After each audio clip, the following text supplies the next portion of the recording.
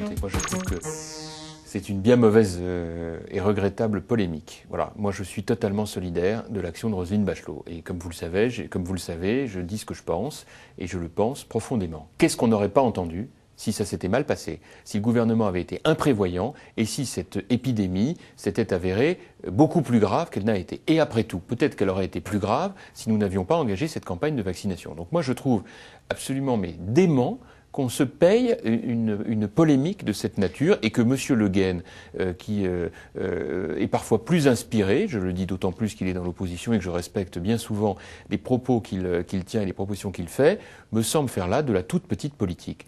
Parce qu'encore une fois, je le répète, qu'est-ce qu'on aurait dit si on n'avait pas fait ce travail de précaution et de mobilisation dans une campagne de vaccination massive? Vous savez, ces polémiques, c'est des polémiques de pays riches, hein, parce qu'il faut être très très riche pour se permettre d'attaquer ainsi une politique qui permet de préserver la santé de nos concitoyens. Donc vous êtes opposé à la création d'une mission parlementaire ou d'une commission d'enquête parlementaire? La commission d'enquête, c'est dans le droit de tirage, c'est prévu par les textes. Si les socialistes veulent l'utiliser pour ça, qu'ils le fassent. Alors, venons-en aux deux propositions de loi que vous allez déposer là dans le courant du mois. Tout d'abord, cette proposition de loi sur la burqa qui a beaucoup fait parler. Le sujet, il est extrêmement grave.